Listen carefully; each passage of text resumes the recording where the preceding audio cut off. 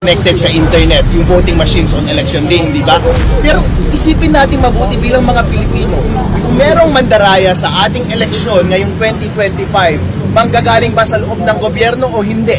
Alam nyo na ang sagot dyan. At kung galing sa loob ng gobyerno ang mandaraya, meron ba silang power na baguhin ang source code ng counting machines on the election day or even before that?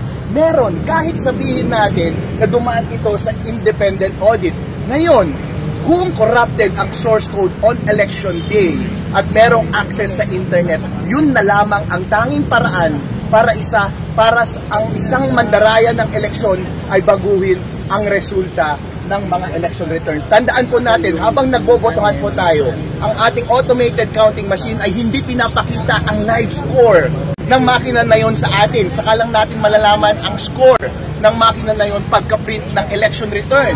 Kaya even before pagka-print ng election return, wala dapat access ang kahit na sino ang masamang tao sa makina na yon. Dahil kapag may access ang masamang tao sa makina, baka yung lumabas na final score ay hindi yung totoong score na ibinoto ng mga taong bayan dun sa makina na yon. Kaya ang suggestion ko lamang is, i-print natin yung election return na walang connection sa internet para yung lumabas sa election ng return ay yung totoong boto ng taong bayan. Pag hawak na ng mga watcher yung election return, malamang yung counting machine, pwede mo nang i-connect sa internet at ipasa nila yung final score na yon doon sa servers ng COMELEC.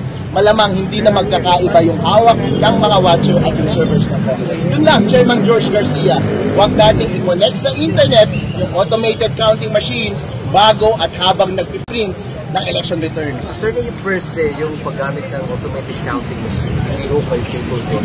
Hindi ako tutol doon, sir. As a matter of fact, bilang mga eksperto ng IT, lahat po tayo ay magsama-sama dito sa exercise na to, election.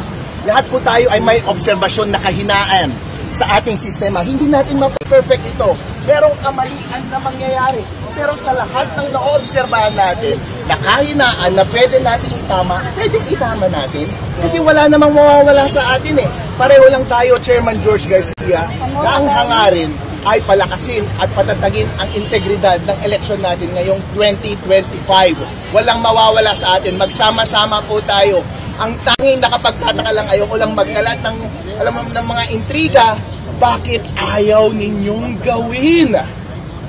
So, attorney, ibig sabihin ba nito, hindi pa ganon ka-solid yung teknolohiya ng Miro Systems para maiwasan ng ganitong klaseng maaring pandaraya sa mismong araw ng election? Hindi lang Miro Systems actually. Kapag pinag-uusapan natin ang security ng mga computer systems, kailangan meron talagang control, hindi lang sa loob ng makina, pati sa surrounding ng makina. At ang number one responsibility ngayon ay nasa COMELEC. Ina-acknowledge natin na yung loob ng makina, yung source code, maaaring hindi natin yun masecure ng 100%. Pero meron kang magagawa sa labas ng makina para hindi ma-take advantage yung vulnerability na yun sa loob ng makina. Kaya nasa COMELEC ngayon, COMELEC, kahit hindi ka IT, kahit hindi ikaw yung nag-develop ng Miro Systems, ang gawin mo lang is huwag mong i-connect sa internet para hindi ma-take advantage yung vulnerability ng automated counting machine. Attorney, mag-iba lang po